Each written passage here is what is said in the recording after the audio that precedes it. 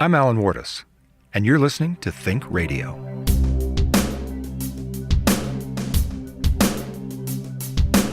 You have to realize that the powers that be love having each one of us as consumers. And if we have a gift economy, oh my goodness, people might not be making money on us. We might not be the debt slaves that they know and love. That's from my recent conversation with Gunnison Garden's owner, Susan Wyman. She's an earth scientist, farmer, and deep thinker about what the future holds. There's a lot more to come on this episode of Think Radio.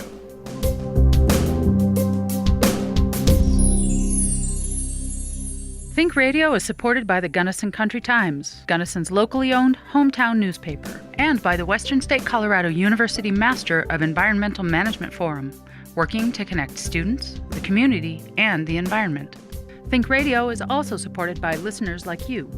To find out how you can become a Think Radio patron, visit alanwardesmedia.com. That's ALANWARTES media.com. Susan, thanks for joining me. Thank you for having me. Before we say anything else, I really want to tell you something, and that is that you're one of my heroes. I guess that's mutual. Yeah. Well, I have a very good reason for that, because you're a farmer, and farmers are among my heroes. Where would we be without farmers, Susan? Where would we be without people like you willing to spend your time in partnership with dirt and sun and water and air to feed us? So I just want to begin this interview today by saying thank you. Well, and thank you. And I think most of us understand that without farmers, we would be hungry.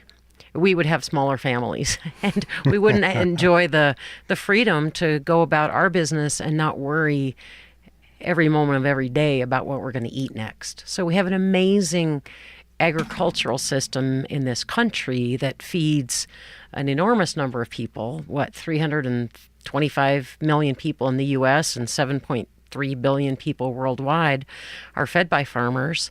But I think I'm part of a new generation, if you will, a new old generation of farmers that are farming in a different way than traditional agriculture.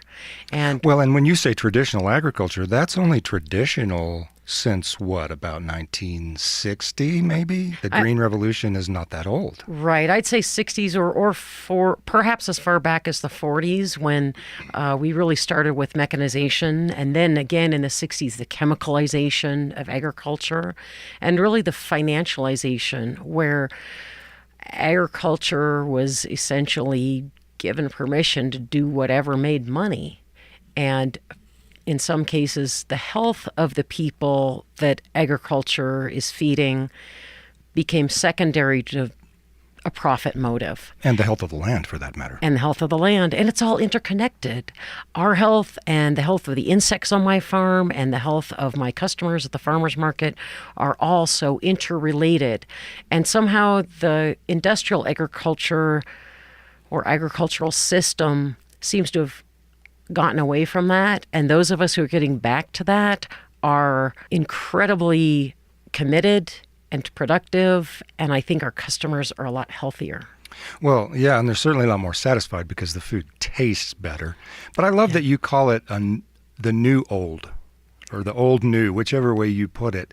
Tell me why you say that. What is it about what you do that is old? Well, if you consider human history, at least back, 12,000 years to when humans began growing their own food instead of being hunter-gatherers, humans have produced food. We've worked in the earth, we've planted seeds, and we've harvested those seeds to feed our families. So that's nothing new. That's really, really old. Yeah. What's amazing and new about it is farmers like me can take the incredible knowledge that has come from science in the last 5, 10, 15, 20 years and employ that on our operations in a way that is sustainable beyond measure. Things like what? Well, understanding soil microbes, for example. So the whole debate in agriculture of till versus no-till. Conventional ag says, oh, no-till is great. We're going to save money. We can spray these chemicals, and then we don't have to till, and then we just stick seeds in the ground. Oh, wait a minute. That's not how a farmer like me is going to do it. I'm going to do no-till because I understand the benefit of the soil microbes that are actually going to feed my plants. And if I allow those soil microbes to thrive in the soil, they'll bring nutrients to the roots of my plants. But if I till, I'm going to turn over those microbes, the fungi and the bacteria. It'd be like being in an earthquake in California. You're not going to live long if you're uprooted and through that kind of turmoil and upheaval. So I understand what the science is telling us now due to incredible scanning electron microprobes and various types of technology and DNA and everything that's taught us about the soil and the health of the soil. So I, as just a small farmer on 4 acres in Gunnison, Colorado, can take this incredible knowledge, learn to nurture my soil, and produce very big, very healthy vegetables that taste really good. Yeah, I've seen them. They are big and they are healthy. So you're a scientist yourself. I am. I'm an earth scientist. I'm a geologist, hydrologist, and civil engineer. Mm-hmm. And how has that background, do you think, made you a better farmer? It colors my world and everything that I do. I think very analytically. So when I'm at my farm, I pay attention to my plants. A lot of science is observation. So some of my most productive afternoons are walking around the farm, looking at my plants, seeing what they're telling me. Is a leaf a little bit yellow instead of green? What does that plant want? Are they wilting a bit? What's the turgor pressure in this plant? What kind of watering schedule should I be on? And fun little engineering things like I have a gravity-fed system. So how high do I want to put my tank in the air to feed 4 psi to my drip system, which is the minimum psi for my drip tape. So I get to do math and science and observation and be outside and get wonderful calluses on my hands and smile at people at the farmer's market. I think it's my calling, and I'm really passionate about it. Yeah, sounds like a good life. It is, especially if you don't need to make a lot of money. Well, on that note, okay, you look at your resume, and there are a lot of big words, things that could make a lot of money. Well, why in the world did you step away from that opportunity in order to be a small-scale farmer like you described?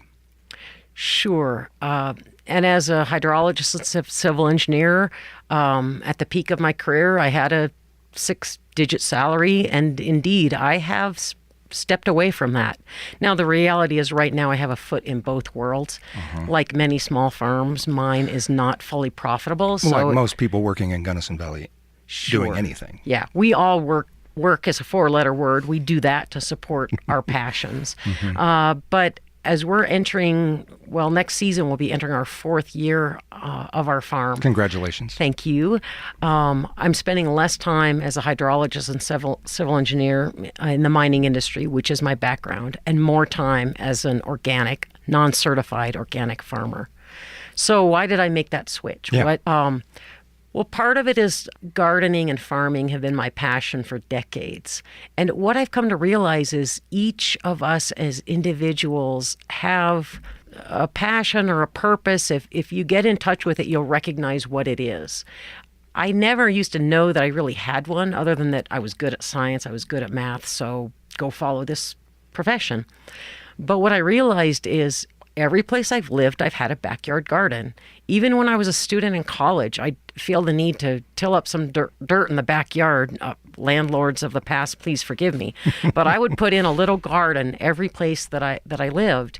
And in fact, my husband, who lived in Gunnison for a decade from about 1980 to 1990, always pined to go back to Gunnison. And I didn't want to go because I said, I'm a gardener. I can't garden in Gunnison. And that's what everyone says. Yeah, but they're wrong. It is amazing what we can do. And if you look at the old-time farmers and ranchers and gardeners in the valley, there are the folks like Jan Schieffer and Dave Schieffer and Robert Johnson and people who have just been producing amazing food for a long time. And there are the up-and-coming people like MJ and Blaine with Calder Farms and Matt at Iola Valley Farms. And you look at the Flick Ranch and Ann Steinbeck's family. And and Mountain Roots itself is devoted to the idea that this is possible. it is possible, and their community gardens are a testament to that. So it can be done, and those people with a passion for it should be doing it. But back to my calling versus other people's calling, I really see that some people are called to be healers, some people are called to be poets and artists and musicians, and we each bring our skills and our gifts to the table. And mine happens to be science and farming. And I got to include chickens because chickens are just wonderful, and they're a big part of my integrated farm. Yeah, well, tell me about your chickens then. That sounds like an intriguing topic. Which one? I have 200 of them at the moment. Wait, please tell me you haven't named them all. No, I can't keep track of all their names. If they get in trouble, they usually have names. I have a couple of roosters. They have names. Oh, they're usually in trouble. But my hens are producing eggs, and I have several flocks. We rotate them through the farm. So the chickens are an integrated part of our operations because we do pastured poultry, which is different from the big ag calling something cage-free when you have 10,000 birds in a house, calling something free range when maybe there's a window at the end of the house, and if the bird could see that window, it might go outside. That's not what I'm doing. I'm doing pastured poultry. My birds are in these little chicken houses on wheels that we move around through the pasture. They get in the spring, summer, and fall, they get fresh green grass. They can eat bugs. They're out in the sunshine. And you can taste the difference in the eggs. Now, in the winter in Gunnison, it's a little more difficult, and I move them inside the high tunnel. And the high tunnel is a big plastic-covered structure, and my chickens are in there, and they're eating, their non-GMO food, and I can get greens from some of the restaurants. And Do you read stories to them at night, play Mozart? No, they sleep at night, Yeah. but I do check them several times a day and collect eggs, and I have this wonderful front porch egg CSA. And the folks who support my farm are incredible. They just come to my house, they pay once a month and pick up these wonderful local good tasting eggs, and it just feels like win-win. There's a real sense of community about my farm, and I feel the support of the people who are purchasing our food. Well, I don't know if you know this, but I had a farm in Denver, a small, wasn't as big as yours. It was about a half-acre farm. We ran a CSA, and we sold to our neighbors. I have to tell you that we had lived in that neighborhood for quite some time and didn't know anyone. But the minute we put a shovel in the ground, the minute we started putting seeds in and started getting food back out, suddenly people came out of the woodwork. They wanted to know what we were up to. They wanted to know how they could get their hands on some of the produce. Would you agree with this statement that community really can't happen unless food is somewhere in that equation? Oh, I agree. You look at all of our social gatherings. The best ones were eating hors d'oeuvres and having a glass of wine. We're centered around food. Food is sustenance. It's fundamental. I guess if we were to identify the priorities to be alive on Earth as humans, first is probably water. If we ran out of water, we'd be in big trouble. Food is second. It's primary. It's what we need. And then so many of our cultures and rituals and our socialization are built around food. And for good reason. It's that kind of sharing. But not just consuming it, but also growing it can be a social activity. Indeed. And it's astonishing how many people want to get involved in our farm. And they're involved in the Mountain Roots community gardens. And there are so many backyard gardeners. A lot of them are flying under the radar screen. But we're connected in so many ways. And you can stand in the store at City Market and see what someone's buying and get into a conversation about kale. And most of us are growing kale, and those who aren't, you might want to give it a try. It's a hoot. Okay, there you have it. Growing kale is a hoot. Yeah. And if you don't like to eat it, my chickens love it. So bring it over. They love their greens. Well, if I know one thing about kale is there's always plenty of it. Yeah, a little goes a long way. All right, so it's clear that you are passionate about this, but we still have this unanswered question hanging out there. Why? Why did you decide that this was your calling, and why now? Agreed, because I could have continued business as usual to be a hydrologist and civil engineer for the mining industry and just a backyard gardener and continued on that path until some happy retirement. But I'm also a reader and I look at data. And a few things came to my attention about energy, economy, and the environment.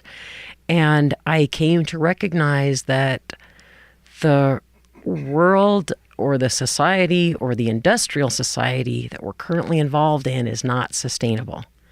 So my background as an earth scientist, when I started looking at some charts and graphs about energy and debt and species extinction, I had a big wake-up call a few years back and realized... Hold on. Let me stop you there, because the stock market is setting records every day. All right? The stores are full of stuff. What makes you say that this society that we live in right now is not sustainable? I think first, the stock market is an improper metric for what's really going on in our Main Street economy. I follow charts, I follow data. You can look at the price, the valuations of the stock market versus QE, quantitative easing, and the input of money from the central banks, and those two lines will track together with an R-squared of 99%. By that, I mean most of the money that's propping up the stock market has been put into the economy by our central banks. It is not real.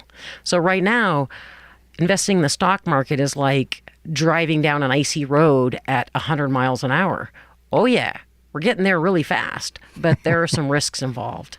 And the reality is when we look at Main Street, what the common people, what you and I and just everyday folks in the Gunnison Valley are feeling, we recognize that the stock market isn't really reflecting our lives. Instead, what's happening is we have a wealth gap between rich and poor. Our real earnings aren't keeping up with inflation, and we're actually being fed some false statistics. Well, last month, for example, we were told that unemployment was at a 17-year low. What we weren't told is that 978,000 people dropped out of the employment scene. They gave up and dropped out. So if you decrease the denominator on a number, suddenly your numerator looks better, and vice versa. And so... Okay, so no, wait a minute. False statistics. Who's doing that?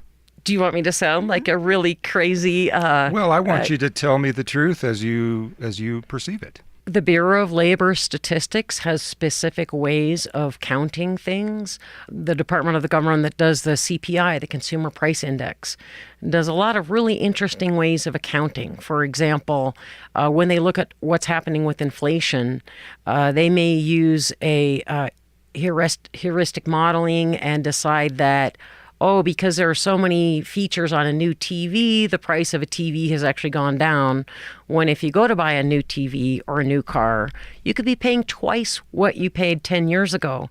But because there are so many features, they have ways of adjusting those numbers. So the Consumer Price Index is not going up to reflect what our real costs are. And then Social Security payments and all kinds of things are based on the CPI.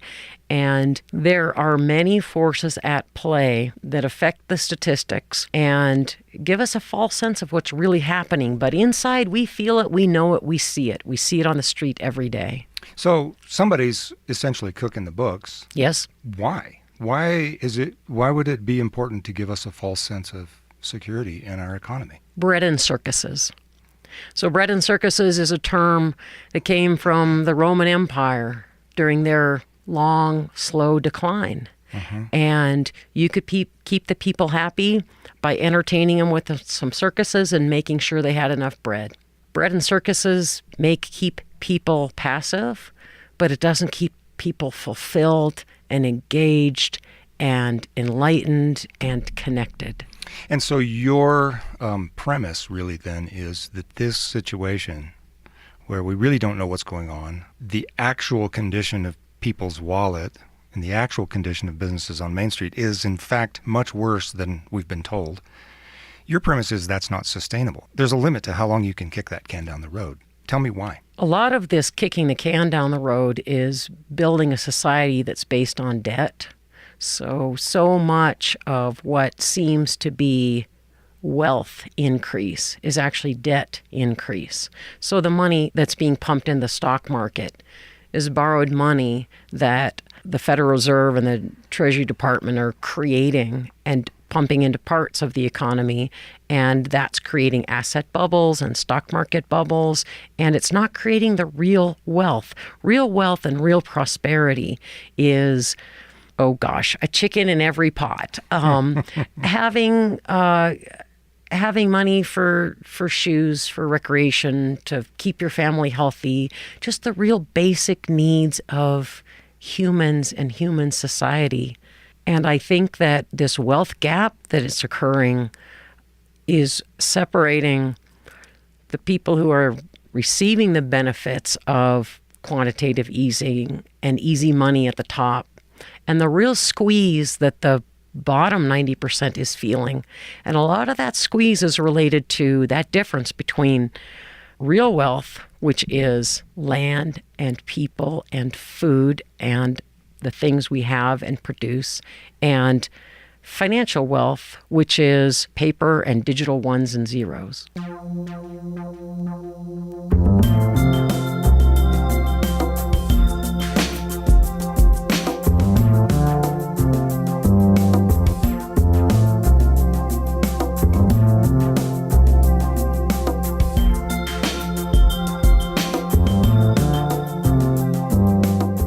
ThinkRadio is supported by the Gunnison Country Times, Gunnison, Colorado's locally owned hometown newspaper. ThinkRadio is also supported by listeners like you. To find out how you can join the ThinkRadio community of patrons, visit alanwartismedia.com. That's ALANWARTES media.com. Well, so I know that one of the sources that you have, that you tap into, is something called the Crash Course, Chris Martenson. Economy being one of his E's. But he doesn't actually start there, does he? He says the economy, the trouble that you're describing in the economy actually has roots in another E. He does, and that E is energy. Energy is the master variable. I would encourage any listener to pursue the Crash Course. You can go to peakprosperity.com and follow 23 modules of the Crash Course. You can take the accelerated Crash Course, which is 60 minutes, and it's eye-opening. When I first started looking at E, the energy part of the equation, I got there through the financial side because I was interested in finance, just because I'm interested in a lot of things. I read a lot. I read a lot of nonfiction and try to figure out how the world is working. I actually started with Richard Heinberg, who wrote a book called The Limits to Growth, because investment and finance was an interest and an avocation for me. Yeah. So before we move on from that title, because that's an intriguing phrase, the limits to growth. The reason, if you know anything about it at all, the reason that sort of lights up the dashboard, so to speak, is because our economy is built on the idea of infinite growth. So to suggest that there are limits to growth is a real turning point in your thinking. It's a huge turning point, and it's fundamental, and it's a turning point that most of human civilization is going to make, whether we want to or not. It's going to happen whether you believe in it or not, limits to growth. Even a third grader understands that you can't have infinite growth on a finite planet. So as an earth scientist, I look at physical limits, limits to the amount of trees, the amount of fossil fuels underground. There are physical limits. So if we want infinite growth, we're deceiving ourselves. Energy is the master variable to the economy. When I talked about a chart of U.S. GDP and comparing that to quantitative easing and seeing those two variables track, you can add a variable, which is energy consumption in BTUs. And the BTUs of energy consumed in the U.S. versus GDP track neck and neck. R squared of 99.9%. And so that suggests that you can't have one without the other. That's right. And if one is limited, if energy is limited, our economy, our economic growth will be limited. And that's why what I recognized is if we're in a situation where we have limits to energy and eventually we're headed for a low energy future, what can I do? Clearly, a lot of people don't believe in limits to energy. They don't believe in limits to growth. Well, nature and the earth are going to have the last say. So it doesn't always matter what we believe, but if you look at the data, you will likely have an awakening like I did a few years back. And yet some of those people can point to events, recent events, and say, see, aha. For instance, we started hearing about peak oil back in the early 2000s. And oil production was going to peak around 2006, and in fact it did.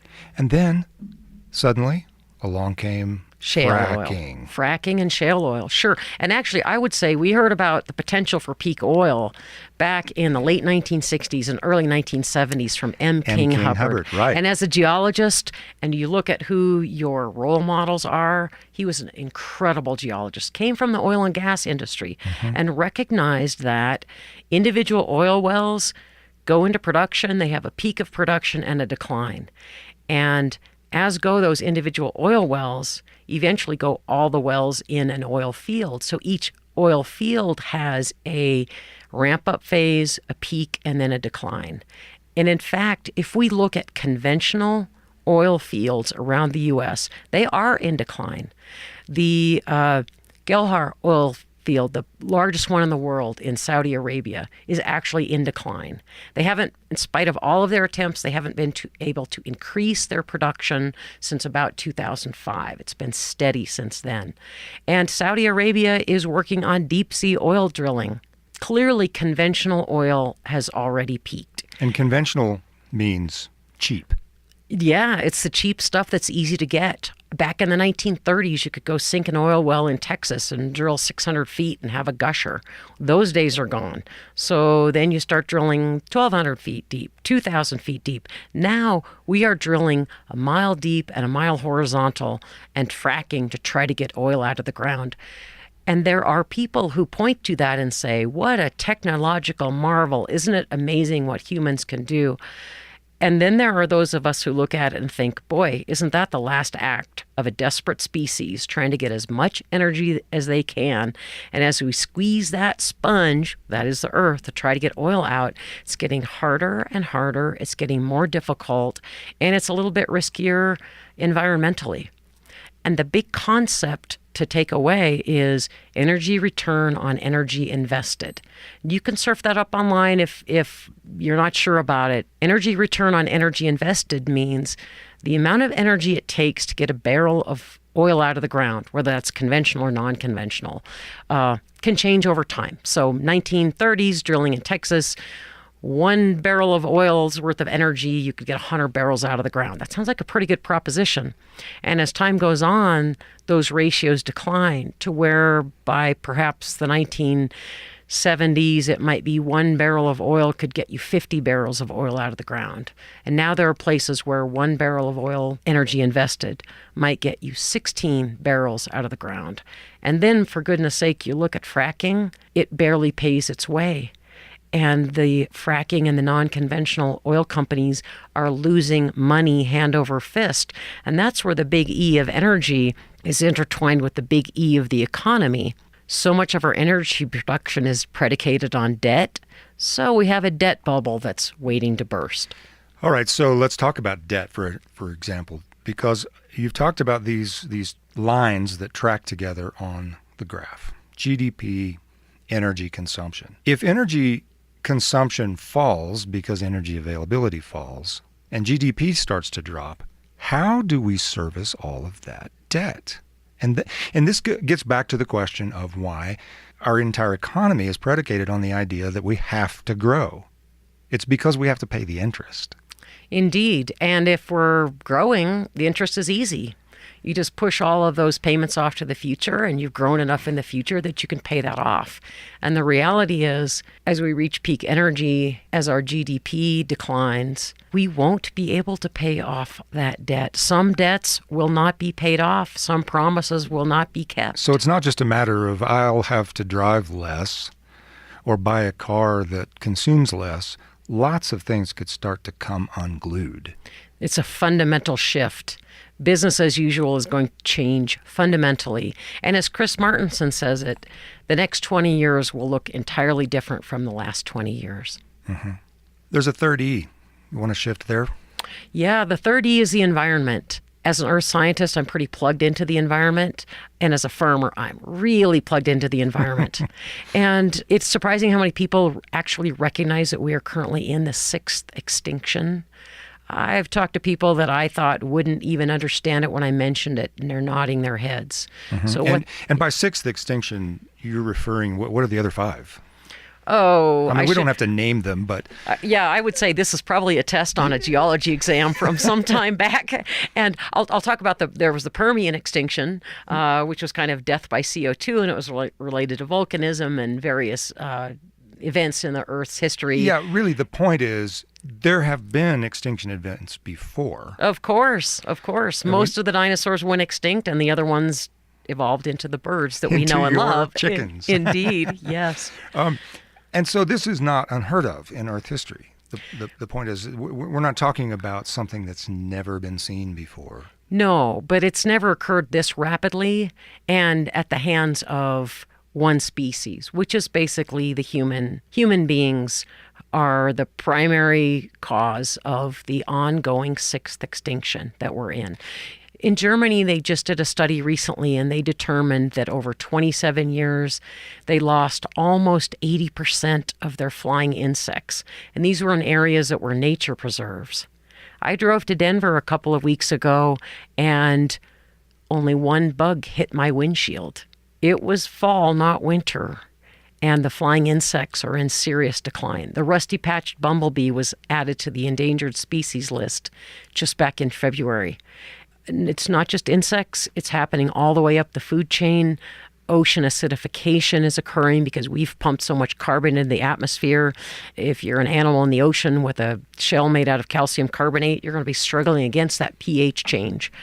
Oh, as a scientist with a geochemical background, I could go into all the reasons, but the reality is it's happening, and it's a cause for incredible concern among those who are paying attention. And we can be concerned about that on an emotional level because that's horrible that we're having this kind of effect on our planet. But tie it back in for a second. Because environment and economy are intertwined as well, aren't they? Well, they are. And quite often we try to grow our economy at the expense of the environment. When the environment is disrupted and completely out of whack, that's going to affect the economy. So if we pump a lot of carbon into the atmosphere and increase the temperatures of the oceans, it's likely that we have a higher magnitude of hurricanes and floods. Gee, I can't imagine that happening. But some of the natural disasters that we're experiencing are the direct result of our own actions. So we're involved in a society scale game of whack-a-mole. Everything we do causes something to pop up somewhere else. And you've mentioned that people are aware of this. It's true. 20 years ago, climate change wasn't on anybody's horizon, or, maybe some environment geeks. Now we talk about it all the time. But there's this question that hangs over the conversation all the time. What can possibly be done? Well, and that's where I think each one of us needs to look at what we can do individually. If you trust the government to take care of it, are they going to go enforce the Paris Climate Accords? Probably not. Is the government going to be able to stop industry from pumping carbon into the atmosphere? Probably not. Are they going to stop cooking the statistical books? Probably not. So that's where I just said, all right, what can I do? I need to sleep at night. And for me to sleep at night, I need to be comfortable with my place on Earth and my role in this whole situation that we have going. So looking at it for me, I've always had kind of that bent toward recycling aluminum cans if you use them, or the basic things. But it was time for me to ask myself, what really can I do? What is my place on Earth? Can I try to contribute less to the problem and contribute more to the solution? I basically have a list of things I started doing to lessen my carbon footprint and prepare for a future low energy economy and to have a less harmful impact on the earth and the environment. So now we're back around to the why. Why farming? Why now? I'm beginning to see the answer to that question. But not everybody can drop everything and become a farmer. Not everybody is called to do that. But everybody can contribute something. Give us an idea from your experience, your research, your education. What are the things that people could do right now to start making a difference in this game of whack-a-mole that I've described? Well, sure. And I should say that a couple of semesters back, I actually did teach. I taught 2 courses at Western. One was on the crash course, and we followed Chris Martinson's crash course and were able to discuss it and take it beyond the videos that are available online. So knowledge is one of the most important things that people can do, and to give ourselves permission to discuss the difficult things, to allow ourselves to think outside the box and not label people as crazy because they're questioning business as usual. That happens. It does. And so I say sometimes I'm guilty of that too. I look at some people in the Gunnison community that a few years back I thought were so far out there, and I recognize, oh, we are all in this together, and that person was probably more right than I ever realized at the time. Mm-hmm. So on an individual basis, I would encourage everyone to seek out that information, to have those conversations. Go to peakprosperity.com and take the crash course. If you're interested, we could put a study group together and go through the crash course again. But Martinson also published another book called Prosper, and it was in direct answer to that question where people said, oh my God, the world is coming to an end. What can I do? What should I do? So I taught another semester on Prosper, on what we should do in response. Really, that answer is going to be different for different people. Mm-hmm. And it's going to depend on our current life circumstance and on our talents and gifts and so on. It's very easy to make a list and decide, look, I'm going to do just one thing. And that one thing could be consider a low energy future. If petroleum reaches $110 a barrel and gasoline is $10 a gallon, the trucks aren't going to run. Which the Saudis seem determined to get kicked into gear right now. It does seem there's some shakeups happening there. Yep, It's a little disconcerting, isn't it? And we're watching the gas prices go up incrementally at the pumps week by week lately. Okay, so if that happens, keep a deep pantry. If you're going to City Market to go shopping and you know that your kids use cereal and it has a shelf life of 2 years, buy an extra box while it's on sale. Buy things in bulk. Just prepare so that if the trucks stop running, we're not in a desperate crisis immediately.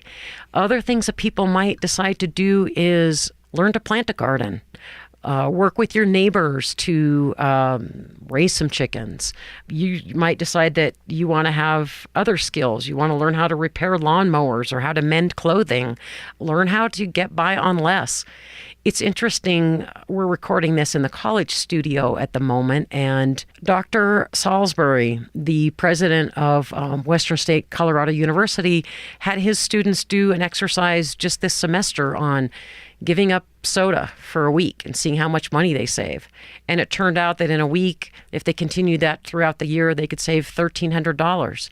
So each of us could figure out, what am I wasting money on that I don't need, that I could use to be more resilient for the long term? And I might be able to find ways to have more fun with less money and use that money to get out of debt or insulate my home or get a more fuel efficient car or ditch the car and get a bike. It can be different for everyone. And so let me just stop you there, because a lot of the things that you're describing, I could do without ever leaving my house, right? I can look at my own checkbook. I can deal with my own pantry, my own fuel efficiency, et cetera, and so on. But I want to challenge you to tell us some things about getting out of the house and building this kind of resiliency with others. Because community has got to be a key element of resiliency. We can't be resilient all in our own living room. Well, absolutely. And what's interesting is when I taught the crash course and taught Prosper, at the start of that course, a few people thought that resiliency meant me in a cabin with a gun.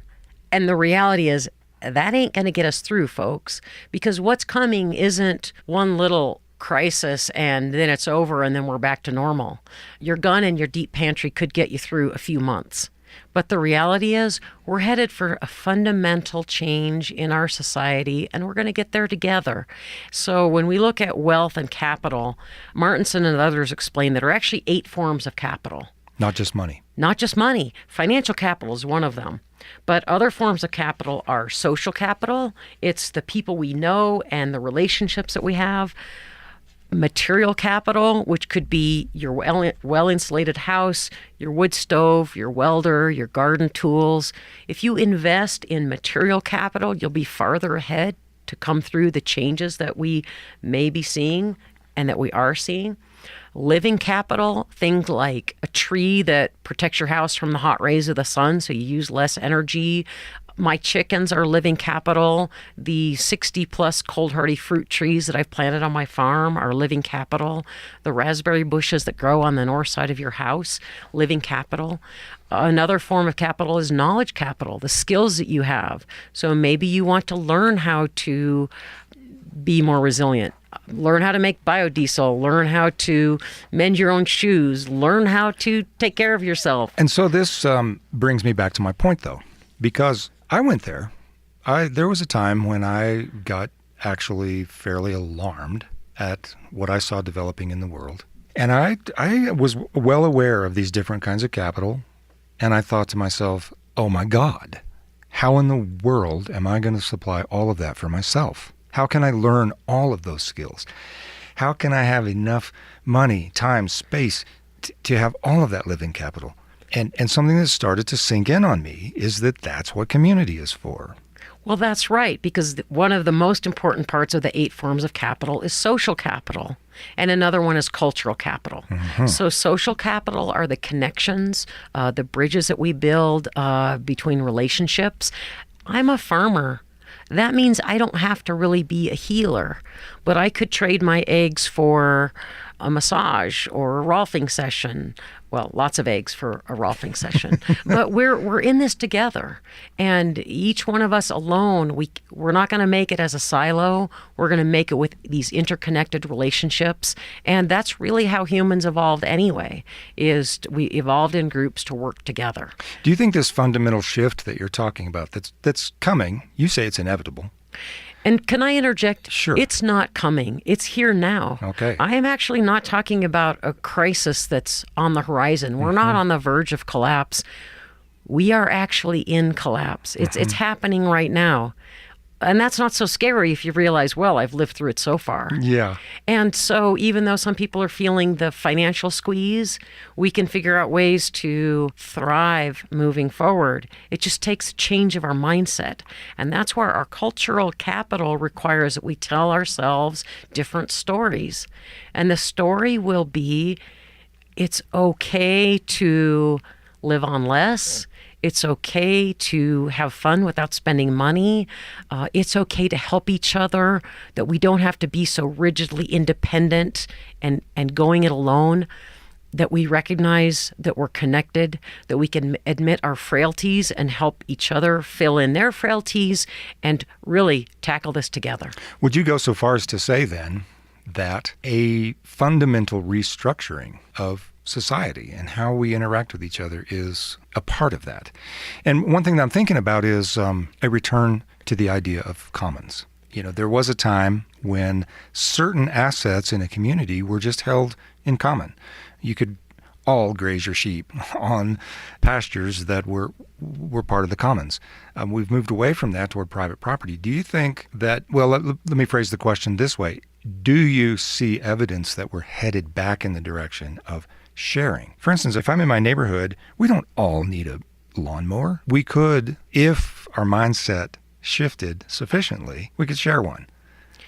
We could do that, and I think that's happening in little areas and little ways. But as the pendulum swings, what I see happening right now is a lot of academic papers being written on how there was a myth of the commons and how it didn't work and how it couldn't work. And people are hanging on so tightly to private property and the division of society and isolation and pointing our guns at each other. And I believe that that is the last vestiges of people trying to hang on to a system that's broken. So what happens after the system just completely breaks? Do we go back to the commons? Do we go back to a sharing economy or a gift economy? I actually think we have to. And what does that look like? I don't know. I grew up believing in independence and pulling my own weight, and that I had to buy my own lawnmower and my own string trimmer and my own car and my own everything, and that's what I was called to do. Well, you have to realize that the powers that be love having each one of us as consumers. And if we have a gift economy, oh my goodness, people might not be making money on us. We might not be the debt slaves that they know and love. Well, they love our debt. They don't necessarily love us. So yeah, this represents a fundamental shift in our culture. Will we get there, and what will it look like on the other end? I don't think we really know. I think we can look back and see some cultures that lasted for 150,000 years. And in that case, they were generally, that's the Bushmen of Africa. And it really was a gift economy. It was a sharing economy. And there was a lot of work to keep people's egos in check and to keep people connected. And it's all in the stories we tell ourselves. So we won't be creating this wheel, but necessity will help us along the path of figuring it out. It's going to kick us down that path, whether we go screaming or singing. It's our choice. Susan, thanks for joining me today. Thank you, Alan. Think Radio is supported by the Gunnison Country Times, Gunnison, Colorado's locally owned hometown newspaper, and by the Western State Colorado University Master of Environmental Management Forum, working to connect students, the community, and the environment. Think Radio is a production of Alan Wardis Media. The show's executive producer is Isa Forrest, associate producer, Kat Seibert. Original music by Isa Forrest. New episodes are available for download every Monday morning on iTunes and at alanwardismedia.com. You've been listening to Think Radio on KWSB FM 91.1 in Gunnison, Colorado, from the campus of Western State Colorado University. Thanks for joining us for another episode of Think Radio.